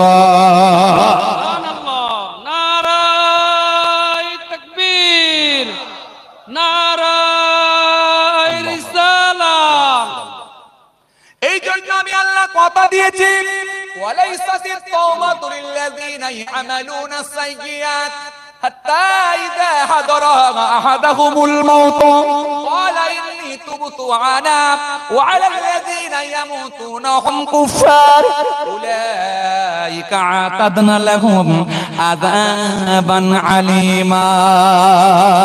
বান্দা ফিরিয়া তওবা কর, আমি আল্লাহ তওবা কবুল করব। আর তওবা যারা না করে মারা যাবে, অন্যায় কাজের সঙ্গে যারা যুক্ত হয়ে মারা যাবে, আমি আল্লাহ তাদের জন্য যন্ত্রণাদায়ক শাস্তি রেখে দিয়েছি। তবে দুটো সময় আমার আল্লাহ তওবা কবুল করবে না, দুটো সময় আমার আল্লাহ তওবা কবুল করবে না। এক নাম্বার হলো নাম্বার ওয়ান হলো, এক নাম্বার হলো বান্দা যখন জাকাত দানের কষ্ট শুরু হয়ে যায়, মৃত্যুর কষ্ট শুরু হয়ে যায়, বান্দার যখন জাকাত দানের কষ্ট শুরু হয়ে যায়, ওই সময় যখন তওবা করার চেষ্টা করে, তওবার কবুল হয় না। আর একটা সময় তওবা কবুল হবে না, ঠিক কিয়ামতের পূর্বে যখন আমার আল্লাহ পাক পশ্চিম দিক থেকে সূর্যকে উদিত করে দেবে, সূর্য যখন পশ্চিম দিক থেকে উঠে যাবে, ওই সময় কিয়ামতের পূর্বে যারা হায়াতে থাকবে যদি তওবা করে, পশ্চিম দিক থেকে সূর্য উঠে গেলে তওবাটা আর কবুল হবে না। এছাড়া সর্বসময় আমার আল্লাহ তওবার দরজা খুলে রেখে দিয়েছে। আর যারা তওবা করে না, অন্যায় কাজের সঙ্গে যুক্ত হয়ে থাকে, আর যখন মারা যাবে তাদের জন্য রয়েছে যন্ত্রণাদায়ক শাস্তি। বেশক সুবহানাল্লাহ। আসেন চলেন আবার একটু আগের দিকে ফিরে যাই। অন্য মনস্ক হলে কিছু বুঝতেই পারবেন না। বোম্বাইয়ের জমিনে সব সময় জলসা হবে না, আমাদের পশ্চিম বাংলার মতো নয়, এ পাড়া ও পাড়া। পশ্চিম বাংলায় এ গ্রাম ও গ্রাম নয়, এ পাড়া এ পাড়া ও পাড়া, মল্লিক পাড়া, শেখ পাড়া, দক্ষিণ পাড়া, উত্তর পাড়া। কথা বুঝছেন না? এই জলসা হয় পশ্চিম বাংলায়। আজ ছেড়ে দেবো কাল চলে যাব, এটা হয় না। আলহামদুলিল্লাহ অনেক মানুষ একবার তাকবীর দেন না, নারায়ে তাকবীর, আরো জোরে দেন নারায়ে তাকবীর, একটু জোরে দেন না নারায়ে তাকবীর। আল্লাহু আকবার। সিলসিলায়ে মুজাদ্দিদ জামাত, নারায়ে রিসালাত, নারায়ে রিসালাত, ইয়া রাসূলুল্লাহ, নারায়ে তাকবীর। আল্লাহু আকবার। মাশাআল্লাহ মাশাআল্লাহ মাশাআল্লাহ, শুকরিয়া। চলেন আলোচনা যেখান থেকে ছেড়ে এলাম খুব ভালো করে মন দেন। কোথায় ছেড়ে এলাম বলেন তো? ফারেস্তা। মনে আছে আপনাদের? ফারেস্তা মনে আছে? এই মনে আছে? কি বলেছিল মহিলা? তিনটের ভেতরে একটা করতে হবে। এক কি বলেছিল? এক নম্বরে কি ছিল? হত্যা করতে হবে। কতল কাকে? স্বামীকে। যদি এটা না পারো কি করতে হবে? সিজদা করতে হবে। সিজদা, এই সিজদা নিয়ে বলতে বলতে না তো চলে এলাম। অনেক আয়াত এসেছে। সিজদা দিলে কিন্তু আল্লাহ মেনে নেবে না। আল্লাহর জায়গায় অন্যজনকে সিজদা দেবে, আল্লাহর জায়গায় অন্যজনকে স্থান দেবে, জায়গা দেবে, আল্লাহর জায়গায় অন্যজনকে ওই আসনে বসাবে, এটা আল্লাহ কখনো মেনে নেবে না। এই ভুলের কোনো ক্ষমা হবে না যদি সে তওবা করার সুযোগ না পায়। এই শিরিক করে যদি মারা যায়, নবী বলেছে তার ঠিকানা জাহান্নাম হবে। আর শিরিক না করে মারা গেলে আল্লাহ রাজি হলে একদিন না একদিন তার ঈমান থাকার কারণে আল্লাহ জান্নাত দেবে। আমিন। আসেন খেয়াল করেন, আমি আপনাদের সামনে আলোচনার বিষয়বস্তু যেটা রেখেছিলাম আইন কত করা, এই মনে আছে তো আপনাদের? কেন? আপনারা সব সময় শুনেছেন আল্লাহ মাফ করে দেবে। আমিও বললাম হ্যাঁ আল্লাহ ক্ষমা করে দেবে, মাফ করে দেবে, এটাই ঠিকই। কিন্তু আইনটাও যে করা, এটা আমি বুঝাতে চাইছিলাম। যারা ইচ্ছাকৃতভাবে নামাজ রোজা এখন অবহেলা করছি, ছেড়ে দিচ্ছি ইচ্ছাকৃতভাবে, আমি তাদের জন্য এই পাঁচটা শুরু করেছিলাম যে আইনটাও কত করা একটু বুঝে রাখে। চলে তাহলে এক নম্বরে কি ছিল? কতল করা। দ্বিতীয় নম্বরে কি ছিল? সিজদা দেওয়া। তিন নম্বরে কি ছিল? শরাব পান করা, মদ খাওয়া। মদ সম্পর্ক কোরআনে একাধিক আয়াত এসেছে। ইন্নামাল খামরু ওয়াল মাইসিরু ওয়াল আনসাব ওয়াল আযলাম রিজিসুম মিন আমালিশ শয়তান। কোরআন শরীফের মধ্যে একাধিক আয়াত এসেছে মদ সম্পর্কে। আসেন, খেয়াল করেন, লক্ষ্য করেন, তাকান।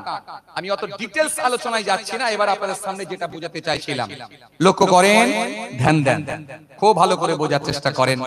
কেন শহরের জলসা তো সিটির জলসা, একটু সমস্যা হবে। ভিআইপিরা আসবে, অতিথিরা আসবে, এমএলএ আসবে, এমপি আসবে, অনেক কিছু ব্যাপার থাকে, আমি তো জানি। এই ব্রেক হয় মাঝে মাঝে, যেমন তখন একবার ব্রেক হলো, এরকম মাঝে মাঝে হয়। এ আমার আহমেদাবাদে গিয়ে হয়েছে, সেকেন্দ্রাবাদে গিয়ে হয়েছে, আমার বেনারসে গিয়ে হয়েছে, এগুলো হয় আমি জানি, কিন্তু কিছু করার নাই। আপনাদের মনটা কিন্তু এদিকে রাখতে হবে, তাহলে আপনারা ওয়াজটা বুঝতে পারবেন। আর আমিও চেষ্টা করব একেবারে যে জায়গায় ছাড়বো সেখান থেকে ধরে কমপ্লিট করার চেষ্টা করব ইনশাআল্লাহ। ইনশাআল্লাহ। আসেন, এইবারে খেয়াল করেন, লক্ষ্য করেন। আসেন, তাহলে তিনটে শর্ত মনে আছে তো আপনাদের? এক নম্বরে কি ছিল? কতল করে দেওয়া। দুই নম্বরে কি ছিল? সিজদা দেওয়া। তিন নম্বরে কি ছিল? মদ পান করা। তিন। হে তরুণী নওজোয়ান যুবকেরা, হে আমার বড় প্রিয়রা, বাবারা শুনে রেখে দিন না, কিতাবের মধ্যে পাওয়া যায়, কিতাবের মধ্যে পাওয়া যায়, যখনই এই তিনটে অপশন দেওয়া হয়েছে, ফারেস্তা দুইজনা বলেছিলাম মানুষের আকৃতি দিয়ে যাদেরকে দুনিয়ায় পাঠানো হয়েছিল, দুনিয়ার মায়ায় মহিলার প্রেমে পড়ে মহিলার ভালোবাসায় পড়ে সে সময় একটা শর্ত মেনে নিয়েছিল।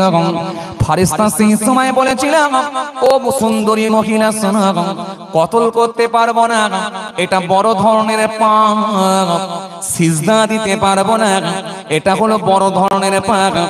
কিন্তু আমাদের মনে হয়েছে এই তিনটার ভেতরে যদি সব থেকে ছোট পাপ হয় সেটা হলো শরাব পান করা, মদ পান করা।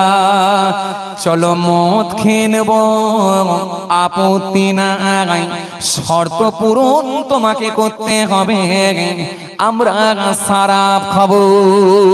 যখনই শরাব পান করতে যায় মহিলা সেই সময় জিজ্ঞাসা করলো, আল্লাহর ফেরেশতারা আপনারা যখন আসমানে যান কি পড়ে দোয়া পড়ে আসমানে যান?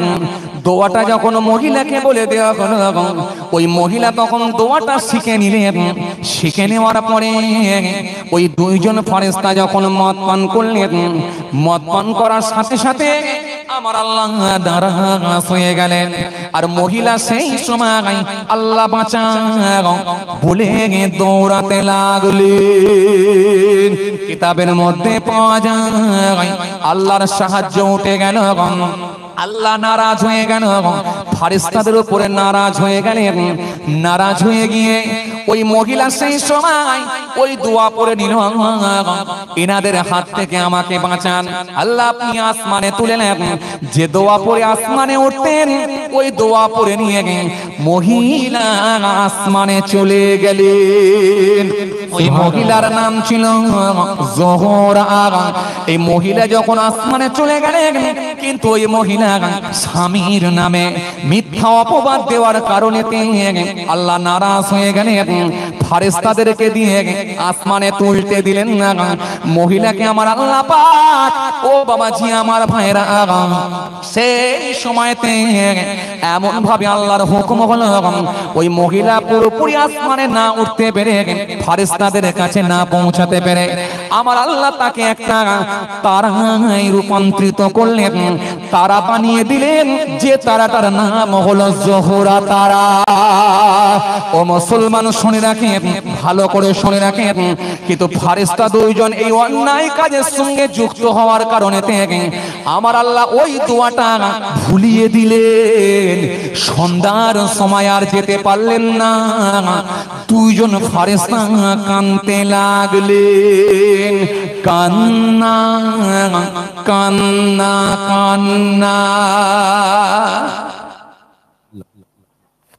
नारे तकबीर, नारे तकबीर, नारे रिसालत। बंगाली वेलफेयर चैरिटेबल ट्रस्ट जिंदाबाद जिंदाबाद। আসেন, বাইরে খোলা জায়গায় যারা দাঁড়িয়ে আছেন, ফাঁকা জায়গায় যারা দাঁড়িয়ে আছেন, আমাদের সম্মানীয় মাওলানা সাহেব ভাই বললেন, তাই আমি আপনাদেরকে ডাকছি। কেন আমি বলেছিলাম যে ডাকাডাকি খুব একটা করি না আমি, তা আবার বলছি আমার মাওলানা সাহেব ভাইজান বললেন বলে তাই বলছি। মাওলানা সাহেব ভাইয়ের অনুরোধে আপনাদেরকে বলছি, যারা বাইরে ঘোরাঘুরি করছেন চলে আসেন। ম্যাক্সিমাম চেয়ার সব ভর্তি হয়ে গেছে প্রায়, আর অল্প গুটি কত 2, 4, 10টা 20টা হয়তো চেয়ার খালি আছে। একটু লেটে এলে কিন্তু ওই জায়গায় আর চান্স পাবেন না, একটু লেটে এলে কিন্তু ওই জায়গায় আর চান্স পাবেন না। কে সিট বুক করে নেবে, ওয়েটিং লিস্টে নাম উঠে যাবে, আর টিকিট কিন্তু কনফার্ম হবে না। সে কখন সিট ছাড়বে তবে আপনি আবার ওই সিটে বসার জায়গা পাবেন। সেটা হয়তো একেবারে তাবারুকের শেষও হতে পারে। আর তাবারুকের শেষে যদি কেউ চেয়ার ছেড়ে দিয়ে যায় তাহলে আর বসে কোনো লাভ হবে বলেও মনে কথা বলে না, মনে হয় না। চলেন, ভালো বলেছেন মাশাআল্লাহ। চলেন, কোথায় ছেড়েছিলাম? হ্যাঁ, ফারিস্তা এবারে যখন আল্লাহর হুকুম অমান্য করলো, অর্থাৎ শরাব পান করলো, এবারে কি হবে? কথা বলে না। এবারে কি হবে? আরে বাবা একটু আগের দিকে ফিরে যান না। আল্লাহর হুকুম অমান্য করলে কি হয়? কি বলেছিলাম? শাস্তি, কারেক্ট আনসার শাস্তি। এই শাস্তি যে কত কঠিন আল্লাহর, আমি সেটাই তো আপনাদেরকে বুঝাতে বুঝাতে চলে এলাম। ওয়াজ কিন্তু মনে রাখবেন, আমি একটা জায়গা থেকে আর একটা জায়গায় পৌঁছে যাব পরিস্থিতির পরিপ্রেক্ষিতে, কিন্তু আবার মেন জায়গায় ফিরে আসবো। এসে আমি কিন্তু কমপ্লিট করব ইনশাআল্লাহ। আমি আপনাকে কি বলেছিলাম? দয়া যেমন অনেক বেশি, শাস্তিও কিন্তু খুব কঠিন। এটা কিন্তু ছেড়ে দিলে হবে না। এটা বলতে গিয়ে আমি আপনাদেরকে 3টে কথা বলেছিলাম। একটা আদম আসলাম নিয়ে বলেছিলাম, একটা ইবলিস শয়তান নিয়ে বলেছিলাম, এবারে ফেরেশতা নিয়ে বলছি যে শাস্তিটা কেমন। কেন? যে ফেরেশতারা আমার আল্লাহর সঙ্গে ওয়াদা দিয়ে এলেন যে পৃথিবীর জমিনে আমরা অন্যায় করব না, আর আল্লাহ বলেন তোমরা অন্যায় করতে বাধ্য। কথা মনে আছে আপনাদের? এই মনে আছে? এইটা বলতে গিয়ে আমি কোরআনের আয়াত থেকে এই ওয়াকিয়াটা তুলে ধরলাম আপনাদের সামনে। কেন? এই বিবাবিল হারুত ও মারুত এই দুই ফেরেশতা, ব্যাস ও ভালো করে শুনবেন। আমার আল্লাহ নারাজ হয়ে গেলেন, সন্ধ্যার সময় আর আসমানে যেতে পারছেন না, দোয়াটাই ভুলে গেলেন। ডানা বেরোনো তো পরের কথা, দোয়াটাই ভুলে গেলেন। ফেরেশতাদের ডানা দিয়েছেন আমার আল্লাহ, জানেন তো? জিবরাইল ফেরেশতার 6টা নূরের ডানা আছে। কিতাবের মধ্যে পাওয়া যায় 3 ঝাপটাই পৃথিবীতে আসে। আল্লাহু আকবার, আল্লাহু আকবার। 3 ঝাপটাই পৃথিবীতে আসে। 3 বার ঝাপটা মারলে পৃথিবীতে পৌঁছে যায়, 3 বার ঝাপটা মারলে আসমানে চলে যায়। জি জি, ফেরেশতাদেরকে আমার আল্লাহ ডানা দিয়েছেন। এই যে পৃথিবী থেকে প্রথম আসমান, জি জি, 500 বছরের পথ। প্রথম আসমান থেকে দ্বিতীয় আসমান ততটাই দূরত্ব, আর দ্বিতীয় থেকে তৃতীয় ততটাই দূরত্ব, তৃতীয় থেকে চতুর্থ ততটাই দূরত্ব, চতুর্থ থেকে পঞ্চম ততটাই দূরত্ব, পঞ্চম থেকে ষষ্ঠম ততটাই দূরত্ব, আর ষষ্ঠম থেকে সপ্তম ততটাই দূরত্ব। তারপরে আমার আল্লাহর নূরের আরশ অনেক দেরি, অনেক দূর, অনেক দূর, অনেক দূর। এইভাবে 7টা আসমান আছে। এক একটা আসমানের দূরত্ব তাহলে বুঝতে পারছেন, ব্যবধান বুঝতে পারছেন কত? এই যে আমরা এলাম, মেঘের উপর দিয়ে আসলাম। আপনারাও এখান থেকে বোম্বাইয়ের জমিন থেকে যখন পশ্চিম বাংলার জমিনে যান, মেঘের উপর দিয়ে যাচ্ছেন, তার মানে ফ্লাইটে করে যাচ্ছেন। মেঘগুলোকে দেখতে পাচ্ছি তুলার মতো, তুলার মতো লাগছে, তাই না? তুলার মতো ভাসছে। কিন্তু তবু উপর দিকে তাকালেও কিছু নাই, নিচের দিকে তাকালেও কিছু নাই। কোথায় ভেসে আছি? কি বলছেন আপনি? কুদরতি ক্ষমতার কাছে সব ক্ষমতা হার। এই জন্য কোরআন শরীফের মধ্যে আল্লাহ সুন্দর করে জানিয়েছেন, জি সুন্দর করে আমার আল্লাহ জানিয়ে দিয়েছেন, কোরআন শরীফের মধ্যে জানিয়ে দিয়েছেন। এক জায়গায় নয়, একাধিক জায়গায় আয়াত দিয়েছেন, দিয়ে বলেন বান্দা এই পৃথিবীকে আমি আল্লাহ তোমাদের জন্য ফেরাশও বিছানা স্বরূপ বানিয়ে দিয়েছি। ওয়াস-সামাআ বিনা, আকাশকে বানিয়েছি আমি আল্লাহ ছাদ স্বরূপ। ওয়াস-সামাআ বিনা ওয়া আনজালা মিনাস সামাই মাআন, আমি আল্লাহ তা থেকে বৃষ্টি বর্ষণ করি, পানি বর্ষণ করি, পানি নাজিল করি। ওয়াস-সামাআ বিনাআ ওয়া আনজালা মিনাস সামাই মাআন, এবং আনজালা নাজিল করি মিনাস সামাই, আকাশ হইতে, মাআন পানি, পানি বর্ষণ করি, বৃষ্টি বর্ষণ করি, পানি নাজিল করি। ওয়ানজালা মিনাস সামাই মাআন ফাআখরাজা বিহি, তা থেকে আমি আল্লাহ তৈরি করি, উৎপন্ন করি। ফাআখরাজা বিহি মিনাস সামারাতি রিজকাল লাকুম, মিনাস সামারাতি রিজকাল লাকুম, বান্দা তোমাদের জন্য আমি আল্লাহ রিজিক দিয়ে থাকি। সুবহানাল্লাহ, সুবহানাল্লাহ। তোমরাই তো খাও। কে বলো? এই পৃথিবীর জমিনে যদি আমি আল্লাহ আলু গাছ যদি না দিতাম, আলু খাওয়া বন্ধ হতো। ধান গাছ যদি না দিতাম, তোমরা চাল খাওয়া বন্ধ হতো। লাউ গাছ যদি না দিতাম, কদু খেতে পারতে না। সবজিগুলোর ভেতরে একটা সবজি থেকে তোমরা দূরে থাকতে, লাউ পেতে না, কদু পেতে না, কুমড়ো পেতে না, ঢেঁড়স পেতে না, মূলো পেতে না, আম পেতে না, জাম পেতে না, কলা পেতে না। ও বান্দা, আমি আল্লাহই তো তোমাদের জন্য দিয়েছি। আমি আল্লাহ রিজকাল লাকুম, তোমাদের রিজিক হিসাবে আমি আল্লাহ এগুলো দিয়ে থাকি। খাও, পৃথিবীর জমিনে খাও, আর আমাকে ডাকো, আমার উপাসনা করো, আমার আরাধনা করো, বন্দনা করো, আমি আল্লাহকে স্মরণ করো।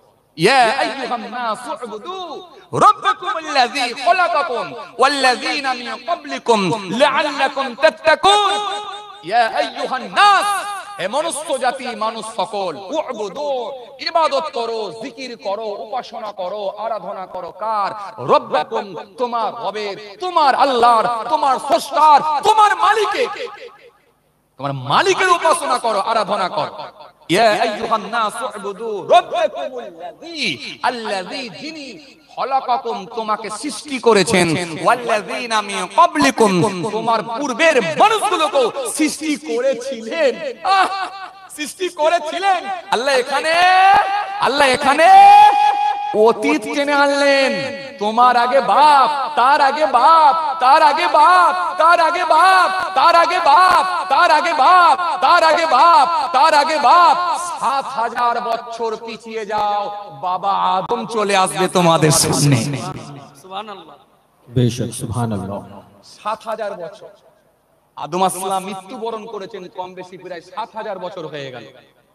এইভাবে যদি পিছিয়ে যাও, ৭,০০০ বছর পিছিয়ে গেলে একেবারে বাবা আদম পর্যন্ত যত মানুষ পৃথিবীর জমিনে এসেছিল, সব তো আমি আল্লাহই সৃষ্টি করেছিলাম। সুবহানাল্লাহ। উদ্দেশ্য, কারণ কারণ কারণ আপনি কোম্পানি হয়ে গেছেন, আপনার কারখানায় আপনি 20টা কারিগর রেখেছেন। কারণ উদ্দেশ্য, এদেরকে দিয়ে কাজ করাবো, আমি কোম্পানি একটু দেখভাল করব, আর আমার সঙ্গে সেটের বা মারওয়ারির লেনদেন থাকবে, এদের মাথা থেকে ইনকাম করব, ওদেরকেও দেবো, আমারও হবে। কথা বলে না, কথা বলে না। আল্লাহ বলেন, তোমাদেরকে যে বানালাম, পৃথিবীতে আমি যে সৃষ্টি করলাম, উদ্দেশ্য একটাই, লাআল্লাকুম তাত্তাকুন, যাতে করে তোমরা মুত্তাকি, পরহেজগার, খোদাভীরু হয়ে যেতে পারো। খোদাভীরু বানানোর জন্যই তো আমি পাঠিয়েছি বান্দা। কিন্তু বান্দা এই পৃথিবীর জমিনে গেলে, এই পৃথিবীর জমিনে গিয়ে সমস্ত রকম অন্যায় কাজের সঙ্গে যদি যুক্ত হও, আমি আল্লাহ তোমাদেরকে ছাড়ব না। ওয়ালাকাদ আহলাকনাল কুরুনা মিন ক্বাবলিকুম লাম্মা যালামু ওয়াজাআতুহুম রাসূলুহুম বিল বাইয়িনাত ওয়া মা কানু লিয়ুমিনু কাযালিকা নাজিজিল কওমাল মুজরিমিন। আমি আল্লাহ কোরআনের মধ্যে বলি, শোনো বান্দাগণ, ওয়ালাকাদ আহলাকনাল কুরুনা মিন ক্বাবলিকুম লাম্মা যালামু, ও বান্দা তোমরা কি জানো না, তোমাদের পূর্বের বহু প্রজন্মকে আমি আল্লাহ ধ্বংস করে দিয়েছি, নাম নিশানা মিটিয়ে দিয়েছি, অস্তিত্ব বিলীন করে দিয়েছি। লাম্মা যালামু, যখন তারা জুলুম করেছিল, অত্যাচার করেছিল, সব সীমা যখন অতিক্রম করেছিল, আমি আল্লাহ তাদের নাম নিশানা মিটিয়ে দিয়েছি। লাম্মা যালামু ওয়াজাতুহুম রাসূলুহুম বিল বাইয়িনাত, অথচ আমি আল্লাহ সেই কওমের মানুষগুলোর কাছে নবী রাসূলদেরকে পাঠিয়েছিলাম প্রমাণাদি সহ। মুসা নবী গিয়েছিলেন একা একা নয়, তাওরাত কিতাব নিয়ে গেলেন। দাউদ নবী গেলেন একা একা নয়, জবুর কিতাব নিয়ে গেলেন। ঈসা রুহুল্লাহ গেলেন একা একা নয়, ইনজিল কিতাব নিয়ে গেলেন। আর আমার দোস্ত, আমার বন্ধু হাবিবুল্লাহ মুহাম্মদুর রাসূলুল্লাহ সাল্লাল্লাহু আলাইহি সাল্লামকে আমি আল্লাহ প্রেরণ করলাম কালামুল্লাহ কোরআন শরীফ নিয়ে গেলেন। सुभान अल्लाह। सुभान अल्लाह, सुभान अल्लाह। हमारे बीच में एक ऐसी अजीमुल मर्तबा शख्सियत है जो हमारे चीफ गेस्ट है, जो हमारे इस क्षेत्र के, हमारे इस हलके के, इस एरिए के और हमारे कौम व मिल्लत के हमदर्द अवामुल नास के खिदमत गुजार मोहतरम जनाब हाजी असलम शेख साहब का नहायत अदब व एहतराम से खैर मकदम वेलकम स्वागत भी किया जाता है।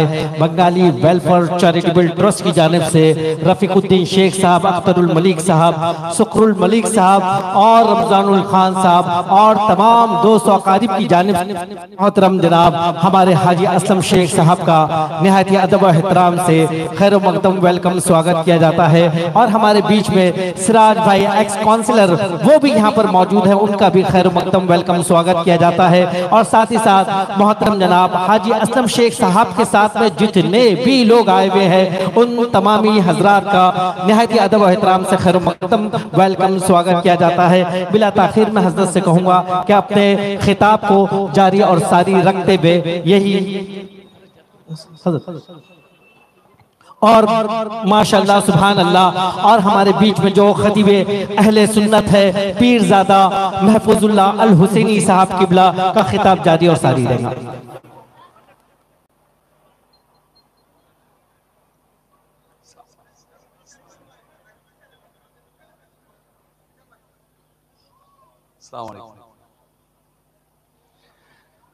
আমার দিনদার ইমানদার নেক আল্লাহ ভাইরা, আমরা অত্যন্ত খুশি হলাম। আল্লাহর শুকর, আমাদের সম্মানীয় মোহতারাম এমএলএ সাহেব আলহামদুলিল্লাহ জনাব মোহতারাম